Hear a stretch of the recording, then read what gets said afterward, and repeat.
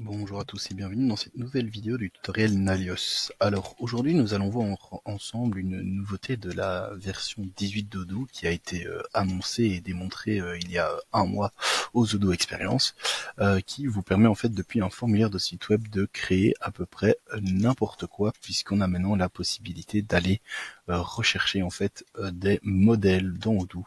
Donc les modèles, ce sont les différentes applications, les différents endroits dans ces applications, ce qui va nous permettre en fait de créer à peu près ce qu'on veut. Alors comment est-ce que cela fonctionne? Si je vais sur mon site web, je peux créer un formulaire. Donc c'est la première étape à faire. Donc nous allons faire Edit et je vais ici ajouter un formulaire. Alors je descends donc dans ma petite barre et ici je vais chercher Forme.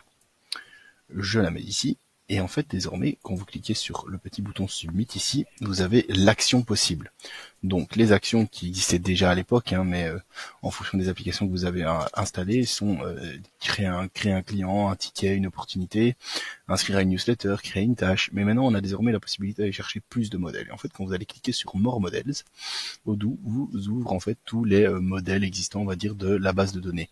Ce qui va nous permettre en fait d'aller créer un peu ce qu'on veut dans un des modèles. Imaginons que maintenant je veux créer peut-être un véhicule. Est-ce que j'ai l'application véhicule? Je ne pense pas. Pas de chance, donc allons chercher un modèle que j'ai. Qu'est-ce qu'on voudrait aller créer? Un produit par exemple. Imaginons qu'on veut créer un produit, et maintenant on va ajouter les champs. Donc je vais ajouter un premier champ, et ici je vais aller chercher du coup un champ existant, qui va être peut-être allons chercher le nom du produit peut-être, comme ceci. On veut également ajouter, qu'est-ce qui nous intéresse? Le nom, peut-être le prix de vente.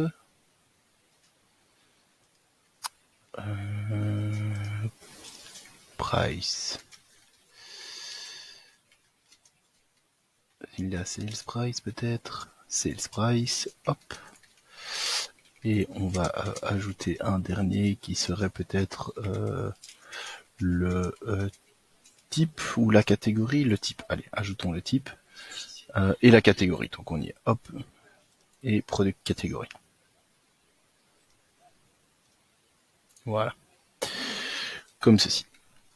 Je sauvegarde et maintenant je peux commencer à remplir en fait ce formulaire. Donc je vais créer en fait ici un nouveau produit. Donc imaginons que je vais créer du savon, savon jaune. Il va coûter 13. Il va coûter 13 €, quelque chose comme ça. Ouais, 13 €, parfait. Il est de type goods, et alors je vais le mettre dans la catégorie. Qu'est-ce que nous avons? Nous avons, ouais, je vais la mettre en office furniture. Je submit.